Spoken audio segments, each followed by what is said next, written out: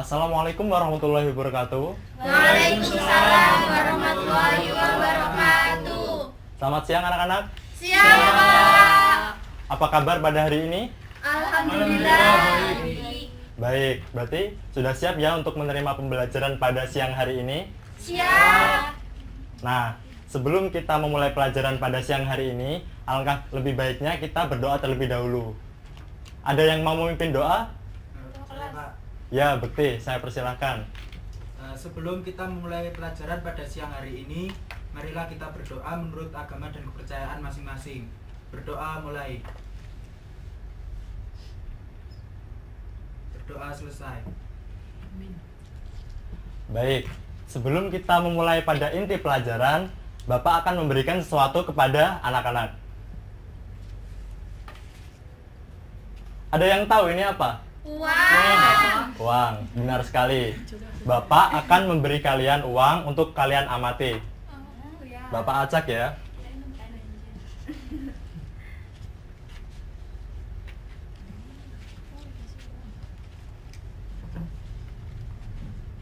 Oke, sekarang Bapak minta kalian amati apa gambar yang ada pada uang tersebut. Pahlawan. Ada gambar pahlawan, ada lagi? Angka, Pak. Garuda. Angka. Garudanya, Pak. Garuda. Tadi kan sudah disebutkan ada gambar pahlawan. Pahlawan siapa saja yang ada di uang tersebut? Tuanku Imam Bonjol. Tuanku Imam Bonjol. Kemudian Sultan Mahmud Badarudin II. Sultan Mahmud Badarudin. Kemudian selanjutnya Pangeran Antasari. Pangeran Antasari. Tepat sekali. Nah, kemudian di sini Bapak ingin bertanya kepada kalian, apa peran salah satu tokoh yang ada dalam uang 5.000 tersebut? Tadi siapa namanya? Pahlawan kita? Tuanku Imam Bonjol. Tuanku Imam Bonjol. Ada yang bisa menyebutkan peran dari Tuanku Imam Bonjol? Ya, Ulan. Memimpin perang Padri di Sumatera Barat. Tepat sekali, memimpin perang Padri di Sumatera Barat. Sebelum kita memulai pada inti pembelajaran, Bapak akan memberitahukan indikator yang akan kita pelajari pada pembelajaran hari ini.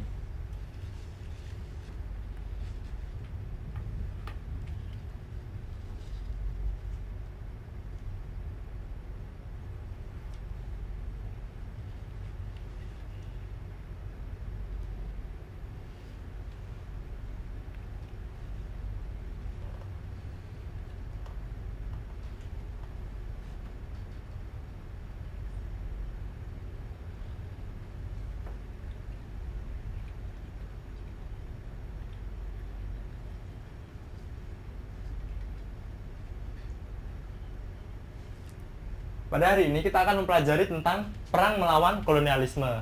Di sini Bapak punya teman untuk menjelaskan indikator kita pada hari ini.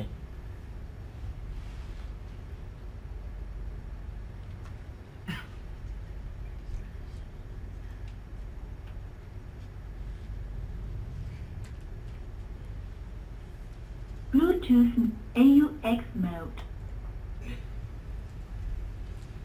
Loh, kamu kan akan mempelajari, memberitahukan kepada anak-anak indikator pada hari ini. Saya lupa.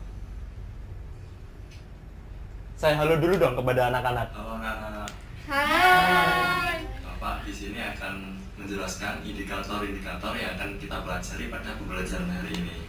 Nah, pada hari ini kita akan mempelajari KD tentang perlawanan bangsa Indonesia terhadap imperialisme terutama oleh Belanda.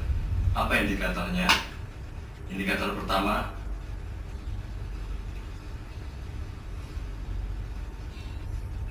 indikator kedua,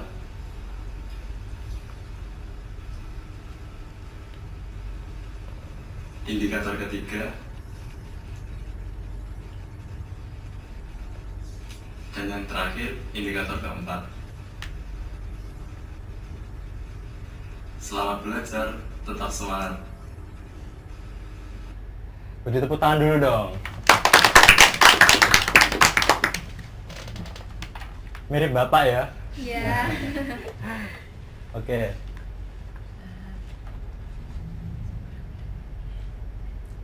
Selanjutnya, di sini Bapak akan memberitahukan tentang tujuan pembelajaran kita pada hari ini. Yang pertama, menjelaskan latar belakang munculnya perlawanan bangsa Indonesia terhadap penjajahan bangsa Eropa. Kemudian selanjutnya yaitu terdapat menganalisis perlawanan bangsa Indonesia terhadap pemerintahan Belanda.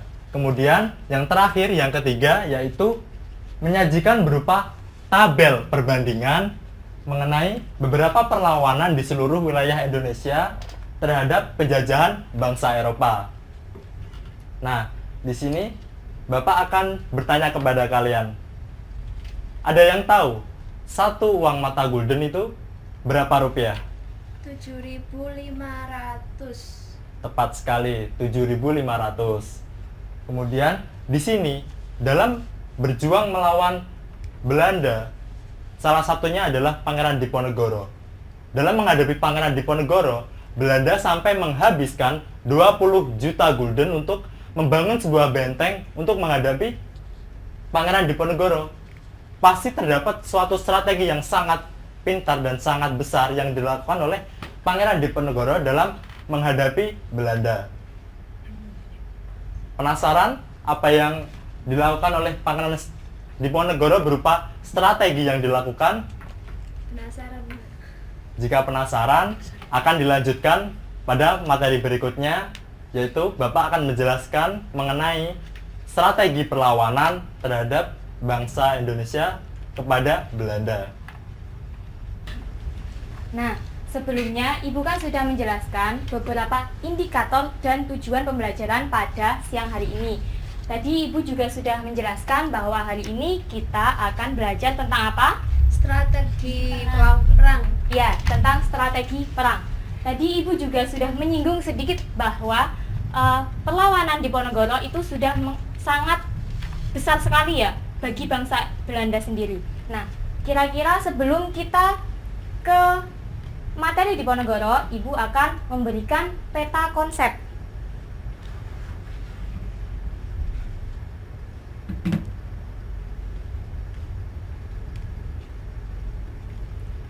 Ya, ini. Di sini Ibu memiliki peta konsep agar pembelajaran kalian lebih terstruktur. Sebelumnya di sini sudah mengeluarkan buku catatan? Sudah. Ya, yang belum silahkan mengeluarkan buku catatan, kemudian catat poin-poin terpenting dari penjelasan Ibu pada siang hari ini ya. Di sini ada perjuangan melawan kolonialisme dan imperialisme sehingga menimbulkan praktek diskriminasi dan ketidakadilan sehingga terjadi penderitaan rakyat masyarakat Indonesia. Nah, dari diskriminasi dan ketidakadilan ini menimbulkan beberapa perlawanan dari bangsa Indonesia.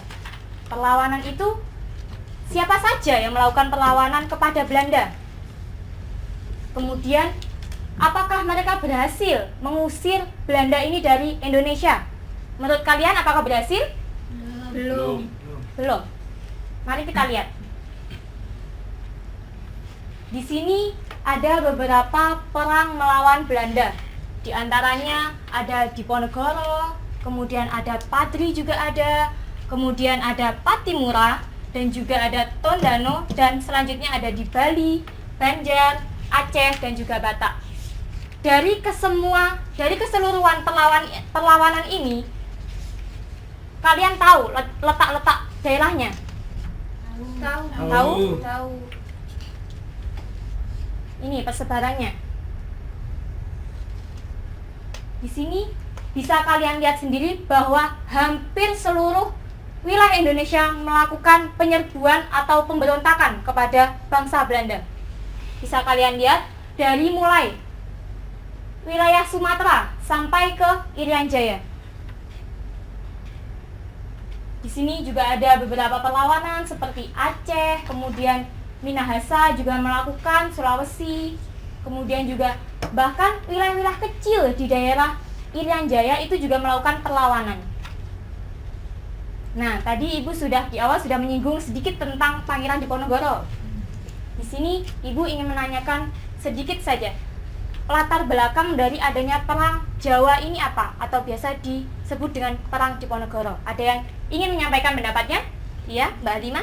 Adanya intervensi dari pihak Belanda kepada Keraton Yogyakarta dan akhirnya itu Bu menyebabkan suatu perubahan budaya, yang dimana budaya kan budaya adat Jawa. Nah itu akhirnya termasuk juga budaya Eropa. Di sini tuh seperti kayak ada minum minuman keras seperti itu Bu. Ya, jadi jawaban dari Mbak Lima ini sudah benar. Di sini ada yang ingin berpendapat lain? Ya, yang belakang dulu, Mas Torik. Tanah makam leluhur Pangeran Diponegoro itu dibangun jalan oleh Belanda. Ya, jadi adanya pembangunan jalan di tanah leluhur Diponegoro sendiri. Ada yang ingin berpendapat lagi? Ya, Mbak Ulan? Adanya itu jadi pemerintahan Belanda itu masuk ke keraton atau wilayah Yogyakarta menerapkan pajak-pajak yang memberatkan rakyat seperti pajak pemberian nama, pajak masuk jalan seperti itu Bu. Ya, betul sekali dari jawaban kalian semua di sini. Dari ketiga latar belakang itu tadi, masih ada beberapa latar belakang yang menimbulkan adanya pemberontakan di Jawa Tengah sampai Jawa Timur ini. Jadi nanti kalian bisa membaca sendiri atau mencari lebih dalam lagi tentang apa sih sebenarnya latar belakang yang menimbulkan adanya perang Diponegoro ini, yang sampai Belanda ini menghabiskan berapa tadi? Ayo. 20 juta gulden. Ya, 20 juta gulden. Kalau dikeruskan ke dalam rupiah saat ini, Belanda menghabiskan sebanyak 150 miliar. Kalian bisa bayangkan sendiri betapa banyaknya uang tersebut untuk mengurangi dari kerusuhan Diponegoro ini. Kemudian Diponegoro juga melakukan beberapa perlawanan atau strategi yang digunakan Diponegoro untuk melawan bangsa Belanda sendiri. Di sini Ibu sebutkan ada 3. Perang dengan penyerangan langsung, kemudian ada juga perang gerilya yang dilakukan secara sembunyi-sembunyi. Namun yang dinamakan perang sembunyi-sembunyi ini tidak dinamakan sembunyi di bawah jembatan atau sembunyi di bambu, seperti itu tidak. Jadi sembunyi-sembunyi ini adalah tempatnya itu berpindah-pindah tempat. Hari ini tempatnya ada di daerah ini, kemudian besok tempatnya ada di sini. Jadi Diponegoro melakukan strategi supaya Belanda tidak menemukan markas besarnya Diponegoro, sehingga Diponegoro bisa menghancurkan Belanda dan mengusir dari Indonesia. Kemudian ada juga strategi perang atrisi, yaitu untuk melucuti senjata-senjata Belanda dan dijadikan sebagai senjata pasukan Diponegoro sendiri. Nah, dari ketiga strategi perlawanan ini, Diponegoro masih menggunakan strategi lain, yaitu strategi Mimis Kencono. Di sini ada yang pernah mendengar, barangkali ada yang mendengar Mimis Kencono itu apa sih sebenarnya? Masih belum ya? Iya. Jadi strategi Mimis Kencono ini adalah taktik ganda yang dilakukan Diponegoro dengan Keraton Surakarta, yaitu Pakubuwono VI pada saat itu. Jadi Pakubuwono VI ini memberikan sumbangan dana kepada Diponegoro. Untuk apa sumbangan dana itu? Untuk melawan Belanda. Jadi Diponegoro kan membutuhkan biaya yang sangat besar untuk menyerang Belanda. Jadi biaya tersebut didapatkan dari beberapa rakyatnya, juga didapatkan dari Pakubuwono VI sendiri. Namun pada saat itu Pakubuwono ini juga masih memiliki perjanjian dengan Belanda saat itu, dan Pakubuwono ini tidak berani untuk mengingkari perjanjian tersebut, sehingga untuk mensiasati tersebut Pakubuwono VI masih memberikan sumbangan dana juga kepada Belanda. Jadi Pakubuwono memiliki taktik ganda di sini. Nah, tadi Ibu sudah ya. Jadi selain strategi yang Ibu sebutkan tadi, Belanda juga memiliki strategi lain untuk meruntuhkan dari perjuangan Diponegoro ini sendiri. Strategi yang digunakan seperti yang sudah Ibu jelaskan di awal tadi, bahwa ada strategi benteng stelsel, di mana strategi ini Belanda harus menghabiskan banyak sekali biaya dana untuk membangunnya. Bisa kalian lihat sendiri peta yang sudah Ibu tampilkan. Di sana ada yang di arsil atas itu ada benteng Belanda ya. Jadi benteng yang sudah dibangun oleh Belanda. Kemudian yang berbentuk segitiga itu adalah benteng stelsel yang didirikan oleh Belanda.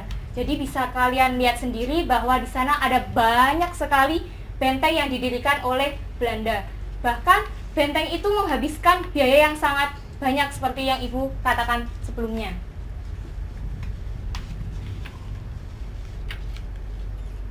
Nah, selanjutnya Ibu akan menjelaskan perang Tondano yang ada di mana?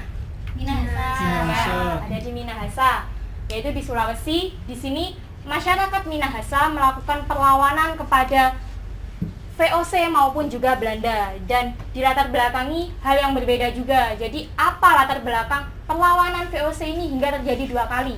Di sini yang pertama, VOC memberikan monopoli dagang. Jadi VOC mempraktekkan monopoli di wilayah Minahasa, sehingga rakyat Minahasa sangat kesal saat itu dengan pemerintahan VOC.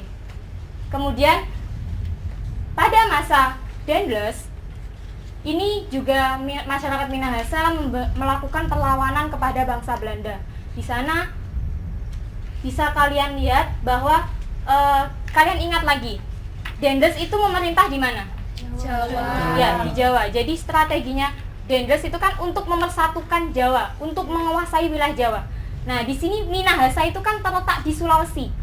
Jadi apa sih kira-kira kenapa masyarakat Minahasa melakukan perlawanan kepada Dendles, padahal Dendles ini loh ada di Jawa? Yaitu latar belakangnya itu pemerintah Dendles di sini membutuhkan kekuatan atau tentara yang sangat banyak untuk mempertahankan Jawa. Dan untuk mendapatkan tentara ini, Dendles meminta masyarakat Indonesia itu dari beberapa suku. Suku yang dipilih adalah suku yang paling kuat. Ada 3 suku di sini yang dipilih oleh Dendles. Jadi yang pertama adalah suku Madura, kemudian ada suku Dayak, dan juga ada suku Minahasa. Nah, di sini Ibu sudah menjelaskan latar belakang yang mempengaruhi beberapa perlawanan atau strategi yang digunakan oleh beberapa daerah. Selanjutnya, Ibu akan melanjutkan ke sesi diskusi. Baiklah, Ibu lanjutkan dengan sesi diskusi untuk hari ini. Bentar ya. Kalau Ibu bilang diskusi yuk, nanti dijawab ya. Jawabannya yuk. Diskusi yuk. Yuk. Kurang semangat. Lagi. Diskusi yuk. Yuk. Oke, bagus. Kita kasih tepuk tangan untuk diri kita sendiri. Tadi Ibu sudah menjelaskan materi tentang perang Diponegoro. Selain perang Diponegoro tadi ada apa lagi? Perang Tondano. Perang Tondano. Lalu apa lagi? Patimura. Perang Diponegoro tadi disebabkan oleh apa? Salah satunya. Ada yang masih ingat? Intervensi pihak Belanda, Bu. Iya, benar sekali jawaban dari Mbak Halimah. Selain itu ada yang mau jawab lagi? Mas Bekti mungkin bisa? Itu tadi yang makam itu loh. Iya, benar sekali. Selain menggunakan taktik dan strategi perang gerilya, ternyata masih ada banyak sekali strategi-strategi yang digunakan oleh pihak dari Pangeran Diponegoro untuk mengalahkan intervensi Belanda. Salah satunya tadi ada strategi Mimis Kencono. Apa tadi? Mimis Kencono. Iya, Mimis Kencono, yang artinya strategi perang ganda. Kalau gitu, tema untuk diskusi kita hari ini akan lebih memfokuskan tentang apa sih yang sebenarnya yang dilakukan Pangeran Diponegoro dengan strategi Mimis Kencono ini. Ibu sudah menyiapkan kejutan untuk kalian. Silakan dicek di bangkunya masing-masing. Wow, terkejut. Ada apa? Silakan dicek. Ada ini. Kupon, Bu. Ya, Ada nomornya. ada nomor, ada angka. Pink. Di situ ada kertas berwarna yang sudah Ibu kasih nomor. Sudah ditemukan semuanya? Ya. Yang dapat angka 1 siapa saja? Saya. Berarti kelompok 1. Yang angka 2? 3? 4. Sudah dapat semuanya? Sudah. Silakan bergabung dengan anggotanya sesuai nomor yang didapat masing-masing. Ayo, silakan. 1 dengan 1, 2 dengan 2. 2 mana? Silakan berpindah. Kelompok 1 di sini ya. 1 di sini. 2 Ini 3. 2 di mana? Kelompok 2. 2 di sini, Bu. Ya. 3 di sini ya. Kelompok 4. Sini. Ya. Ayo silakan berpindah.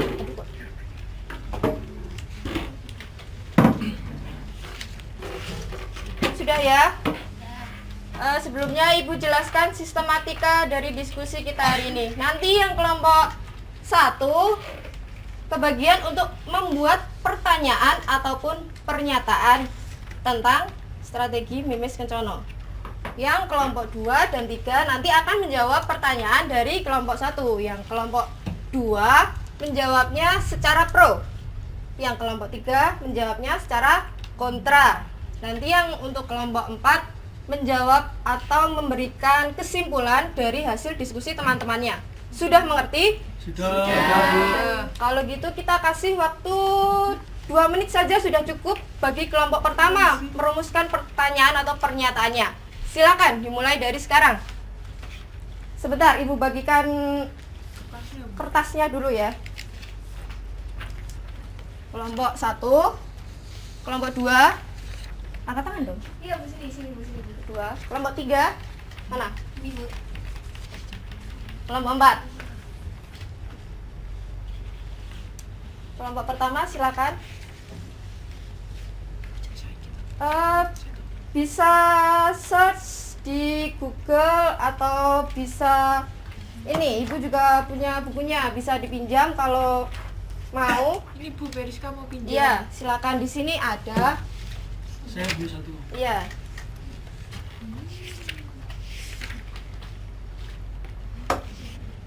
Kalau masih belum jelas bisa ditanyakan. Gimana kelompok 1? Bentar Bu, masih mencari. Ya, baik, kita tunggu ya.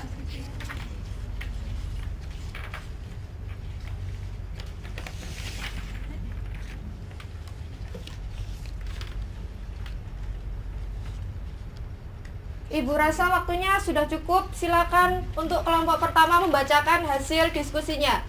Bisa perwakilan untuk berdiri. Dibaca yang keras ya, Mbak. Ayo. Diponegoro menggunakan strategi Mimis Kencono yang mengajak Surakarta untuk membantu perlawanannya. Padahal Surakarta pro dengan pemerintahan Belanda pasca perjanjian Giyanti. Menurut kalian sudah tepatkah strategi tersebut? Gimana, sudah dengar? Sudah. Jadi pertanyaannya, sudah tepatkah strategi yang dilakukan oleh Pangeran Diponegoro dengan cara melakukan hubungan kerjasama dengan pihak Keraton Surakarta, yakni dengan Pakubono ke-6? Silakan dijawab untuk kelompok 2 dan kelompok 3. Ibu kasih waktu 2 menit sudah cukup. Silakan dikerjakan mulai dari sekarang.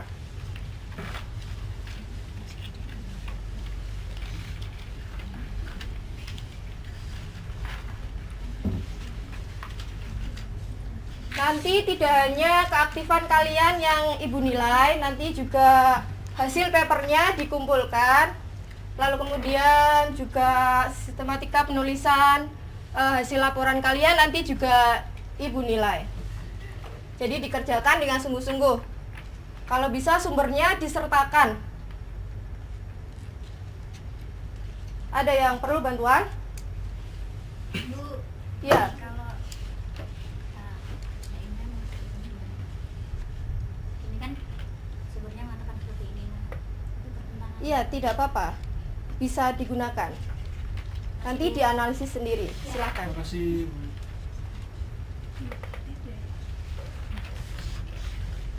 Kelompok 2 ada kesulitan? Belum, Bu. Iya, silakan dikerjakan.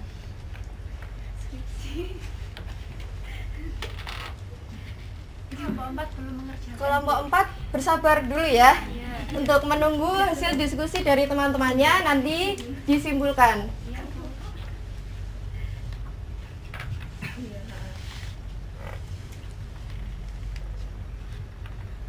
Ibu rasa sudah cukup? Silakan kelompok 2 membacakan hasil diskusinya. Silakan berdiri. Dibaca yang keras biar teman-teman lainnya mendengar. Perkenalkan, nama saya Bekti, saya perwakilan dari kelompok 2. Saya akan memberikan jawaban yang yaitu menurut kelompok kami tepat karena pada masa itu bertepatan dengan meletusnya Perang Jawa di Surakarta atau Pakubuwono VI. Saat itu sedang berkonflik dengan Belanda karena Belanda ikut campur urusan keraton Surakarta. Hal ini membuat Pakubuwono VI merasa tidak senang dan lebih memilih mendukung perlawanan Pangeran Diponegoro. Namun secara diam-diam karena Surakarta masih terikat dengan perjanjian Bongaya. Kami mendapatkan jawaban ini dari jurnal di internet, Bu. Ya, terima kasih jawaban dari Mas Bekti. Jadi inti dari jawabannya, mereka setuju dengan strategi yang dilakukan oleh Pangeran Diponegoro. Untuk kelompok 3, silakan menanggapi pernyataan dari kelompok kedua. Iya, monggo berdiri. Perkenalkan, nama saya Dian Tunggulan, saya perwakilan dari kelompok 3 akan menyangkal pendapat dari kelompok 2. Kelompok kami kurang setuju. Mengapa? Karena bisa saja siasat Mimis Kencono itu dimanfaatkan oleh pihak Belanda untuk menempatkan spionase dan bisa jadi Pakubuwono VI tersebut berperan sebagai kaki tangan Belanda untuk memata-matai Pangeran Diponegoro dan mencari kelemahannya. Apalagi kita tahu bahwa Keraton Surakarta sendiri sudah terikat perjanjian seperti yang sudah kelompok Anda sebutkan tadi. Kami mendapatkan jawaban ini dari Ibu Paket. Terima kasih jawaban dari Mbak Ulan. Jadi inti jawabannya, untuk kelompok 3 tidak setuju atau kurang setuju dengan pernyataan dari kelompok kedua. Karena apa? Karena bisa jadi Pakubuwono ini ternyata adalah mata-mata yang disuruh oleh pihak Belanda. Apakah ada sanggahan lain dari kelompok kedua? Ada, Bu. Iya, silakan. Nama saya Nur Halimah, saya perwakilan dari kelompok 2. Menurut kami, jika ini hanya siasat saja, tapi mengapa Pakubuwono VI ini berani mengeluarkan uang sebegitu banyak atau dia tuh menyumbangkan materi baik prajurit atau pangan kepada Pangeran Diponegoro untuk melawan Belanda. Jadi menurut kelompok kami ini adalah sudah benar ya, seperti itu. Jadi jawaban dari Mbak Halimah kurang setuju dengan pernyataan dari kelompok yang kontra tadi. Mungkin bisa disanggah kembali, silahkan. Ya, monggo. Saya Ayub, perwakilan dari kelompok 3. Menurut kami tentang pendapat dari kelompok 2 tadi, akan tetapi pada kenyataannya Pakubuwono VI kan juga tetap menjalin hubungan dengan pihak Belanda dengan memberikan bantuan pasukan untuk melawan perang Diponegoro itu sendiri. Ya, gimana? Sudah mengerti jawabannya? Ya, sudah. Jadi kurang setuju dengan pendapat dari kelompok 2 tadi. Karena pada kenyataannya ternyata Pangeran Pakubuwono ke-6 ini juga tetap menjalin hubungan baik dengan Belanda. Meskipun dia juga membantu Pangeran Diponegoro, seperti itu kan? Iya. Oke, kalau begitu tugas dari kelompok terakhir, kelompok 4. Silakan untuk menyimpulkan hasil diskusi teman-temannya. Silakan.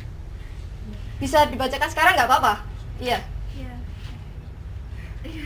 Ayo coba. Ya, di sini kami kelompok 4 menyimpulkan dari kelompok 1 yang telah menyampaikan pertanyaannya dan sudah didiskusikan antara kelompok 2 dan 3 antara pro dan kontra. Kami menyimpulkan bahwa Pangeran Diponegoro itu mampu memanfaatkan situasi konflik yang tengah terjadi antara Pakubuwono VI dengan pihak Belanda dengan cara menjalin hubungan kerja sama dengan siasat Mimis Kencono tadi.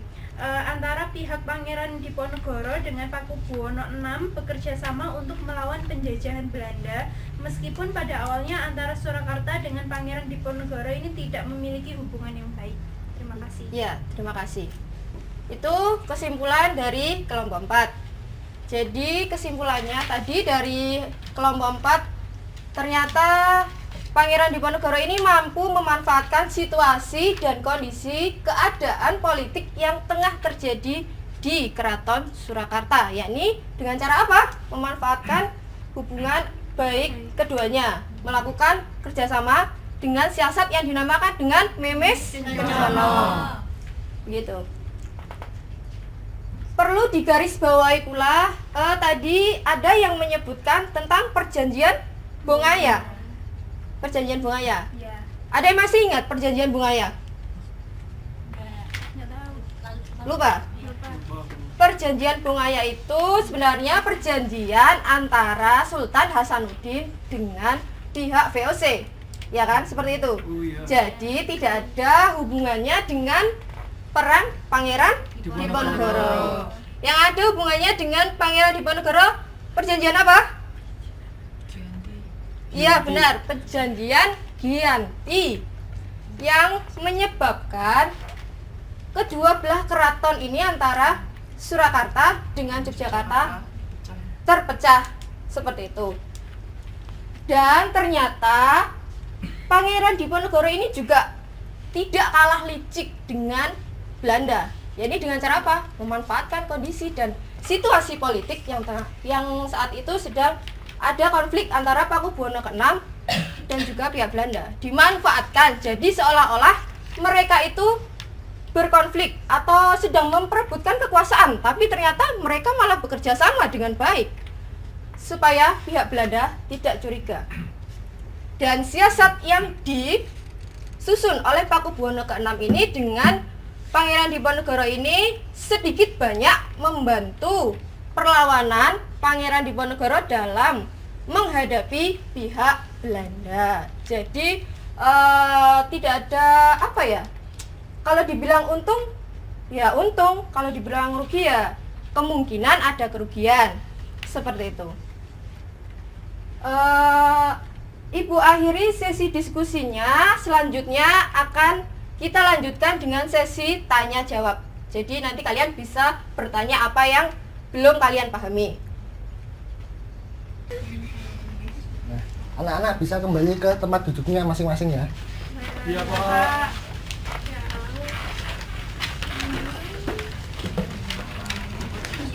Ini Pak bukunya.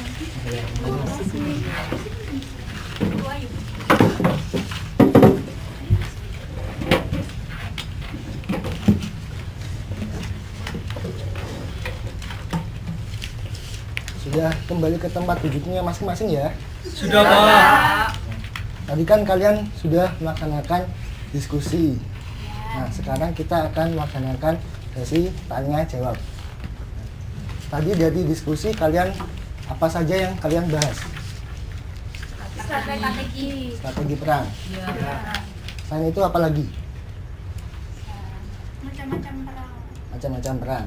Ya. Nah, tadi kan kalian sudah membahas tentang strategi apa saja sih yang sudah dilakukan Pangeran Diponegoro. Iya. Nah, selain strategi perang, ternyata Pangeran Diponegoro juga melakukan taktik yang sangat cerdas, di mana Pangeran Diponegoro menggunakan senjata biologis. Nah, senjata biologis ini digunakan Pangeran Diponegoro untuk menyerang Belanda, yakni dengan membuang bangkai binatang di aliran sungai yang langsung menuju ke benteng Stelsel. Nah, sehingga pasukan Belanda mengalami penyakit, yakni penyakit diare dan disenteri. Nah, hal tersebut sangat merepotkan pasukan Belanda.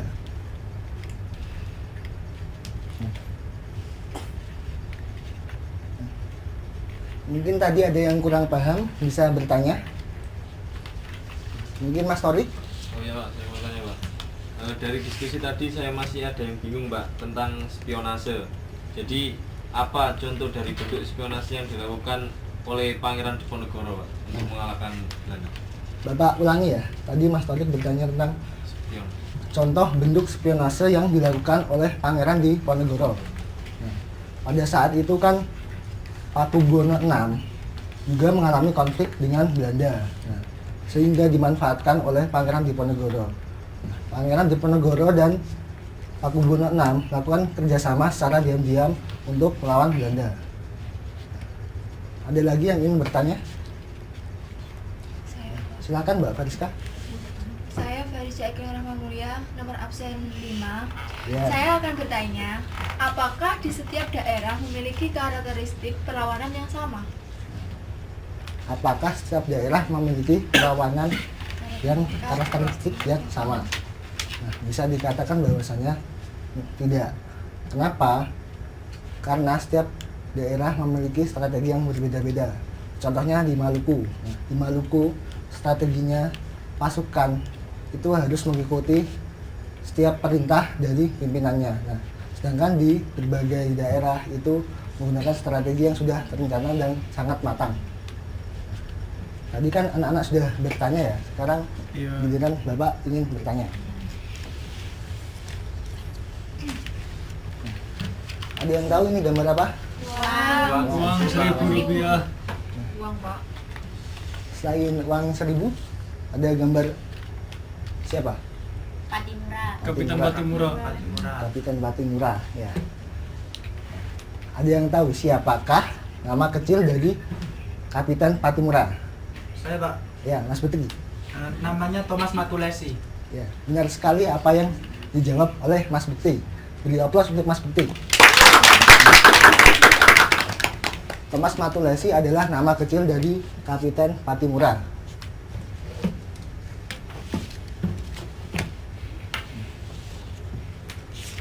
Ada yang tahu ini gambar masjid apa? Baitur Rahman. Baitur Rahman, benar. Nah, Masjid Baitur Rahman ini merupakan masjid yang dibangun oleh rakyat Aceh sebelum datangnya penjajahan bangsa Belanda. Nah, namun pada saat itu terjadi peperangan antara rakyat Aceh dengan bangsa Belanda, di mana masjid ini dibakar oleh bangsa Belanda. Nah, namun mengapa bangsa Belanda membangun Masjid Baitur Rahman kembali untuk mengambil hati rakyat Aceh? Ayo, siapa yang bisa menjawab? Ayo Pak. Ya, Mbak Hayati.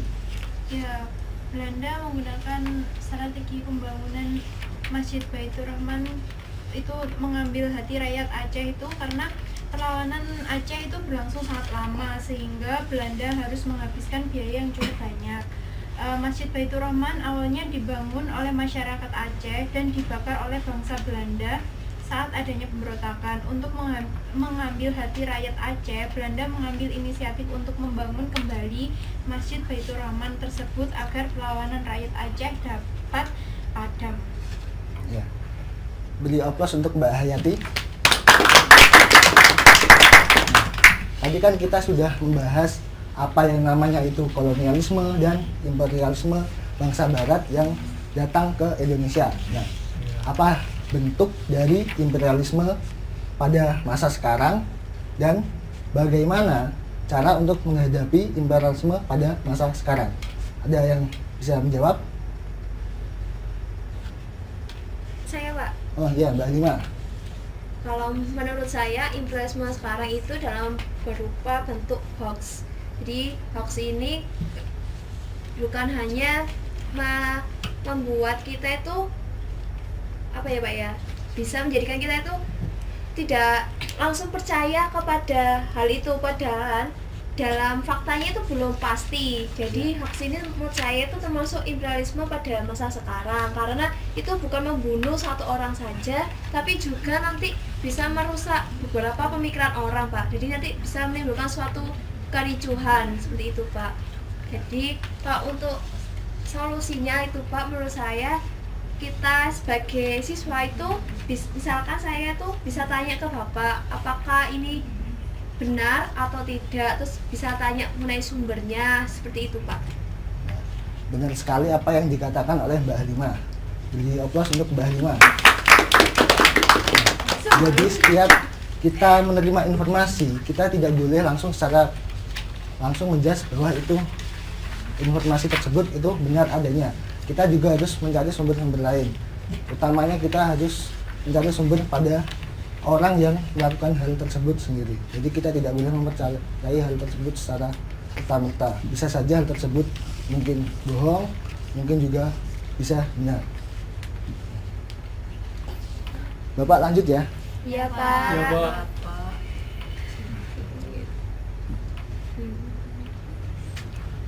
Nah, ada yang tahu ini gambar apa? Tadi kan sudah dibahas dalam diskusi. Peta letak Benteng. benteng Stelsel. Persebaran benteng Stelsel. Nah, Belanda membangun peta persebaran benteng Stelsel ini untuk mengatasi pergerakan dari Pangeran Diponegoro. Nah, namun mengapa kok Belanda hanya membangun benteng Stelsel ini hanya di Indonesia. Kenapa kok di Eropa Belanda tidak membangun benteng Stelsel yang sama seperti ini? Ada yang mau menjawab? Saya, Pak. Silakan Mas Ayu. Sebenarnya penerapan benteng Stelsel ini bergantung pada situasi.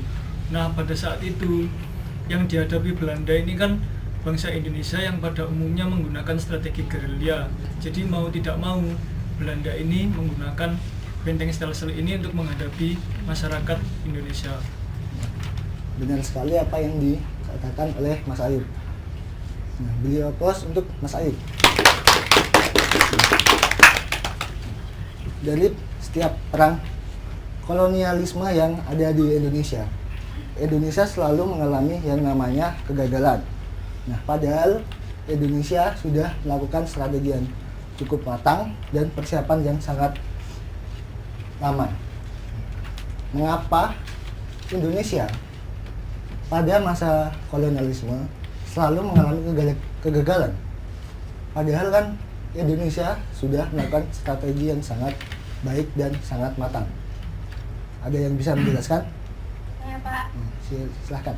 Jadi mengapa perlawanan selalu menjadi kegagalan?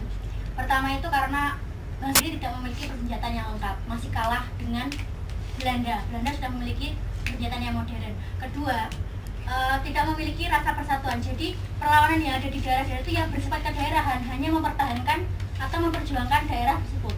Nah, selain itu, taktik yang digunakan oleh Belanda itu sangat bagus atau sangat licik lah kalau menurut kita, yaitu taktik adu domba. Yang terakhir, kalau menurut saya adalah terlalu bergantung pada pimpinan, seperti yang Bapak jelaskan tadi di Perang Maluku kalau misalnya. Iya. Gitu, Pak. Ya, benar sekali apa yang dikatakan oleh Mbak Ulan. Ya, beri aplaus untuk Mbak Ulan.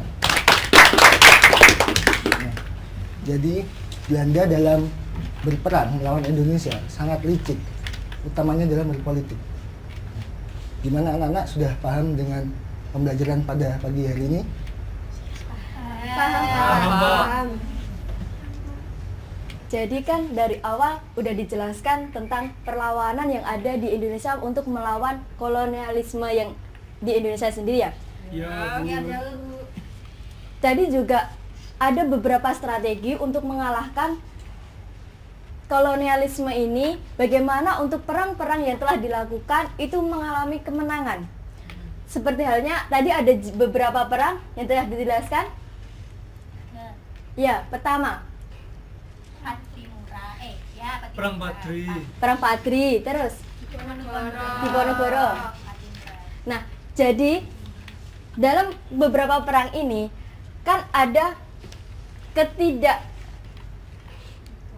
kepuasan pemerintahan Indonesia atau rakyat Indonesia sendiri terhadap pemerintahan kolonialisme, yang dimana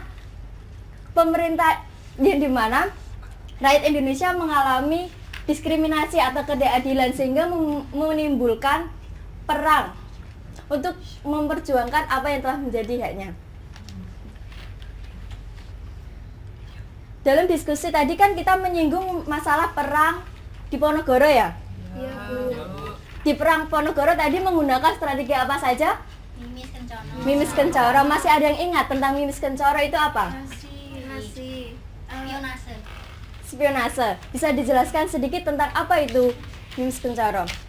Jadi Mimis Kencana itu spionase Pangeran Diponegoro untuk mengajak Pangeran Pakubuwono ke-6 untuk memerangi Belanda sendiri. Gitu, dan itu pun sebaliknya Pakubuwono juga memberikan bantuan perang terhadap Diponegoro. Nah, benar yang dikatakan tadi oleh Wulan tentang Mimis Kencana. Ya, yang selanjutnya menggunakan strategi apa lagi? Gerilya. Masih ada ingat strategi gerilya itu apa? Ingat, Bu. Coba. Ya, Betul. jadi strategi perangnya itu dengan sembunyi-sembunyi. Tetapi maksudnya sembunyi itu misal berpindah dari kemarin di daerah A menyerangnya, Ya. kemudian besok itu diserang dari daerah B, daerah-daerah yang lain seperti itu, Bu. Ya, benar. Yang dikatakan oleh Mas Putri. Mungkin ada tambahan tentang apa itu strategi gerilya. Ada pendapat lain? Iya, silakan Halimah. Jadi perang gerilya itu juga memanfaatkan alamnya di daerah sana, Bu. Seperti kan mereka di sana tuh ada hutan lebat, jadi mereka Iya. bisa sembunyi di sana, atau di daerah yang daerah tinggi-tinggi nanti mereka tuh bisa mengawasi yang apa sekitarnya itu loh, Bu, yang di bawahnya seperti itu.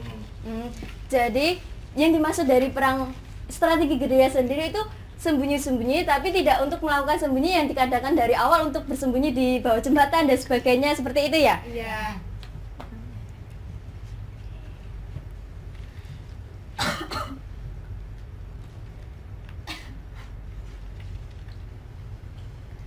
Nah, untuk tugasnya sendiri yaitu bentuklah kelompok terdiri dari 2 orang. Ini kelompoknya ibu bentuk atau bentuk sendiri? Bentuk sendiri. Bentuk sendiri ya. Terus yaitu membuat tabel perbandingan tentang perlawanan bangsa Indonesia terhadap bangsa Eropa. Tadi kan perlawanan dari awal udah disebutkan, ada perang Patimura, perang Padri, perang di Ponorogo, perang di Banten, di Bali dan sebagainya. Tadi dibuat perbandingan tentang perlawanan bangsa Indonesia. Yang ketiga yaitu dikumpulkan dalam bentuk hard copy, minggu depan dikumpulkan ya. Iya, iya. Iya, Bu. Iya, Bu, ya. Gimana, siap atau enggak? Siap. Harus siap. Bagus. Nah, ini sebagai contoh tugas perbandingannya. Yang pertama yaitu kolomnya ada nomor, perang, sebab, strategi, dan dampak. Di nomor sendiri pasti ada nomor 1 dan seterusnya. 8 perang, kalau nggak salah tadi ya. Iya. Terus perang di Ponorogo dijelaskan sebabnya perang di Ponorogo itu apa? Mungkin ada sebab khusus, sebab umum. Kan tadi di perang di Ponorogo itu pembangunan jalan yang melewati makam leluhur. Selain itu ada apa lagi?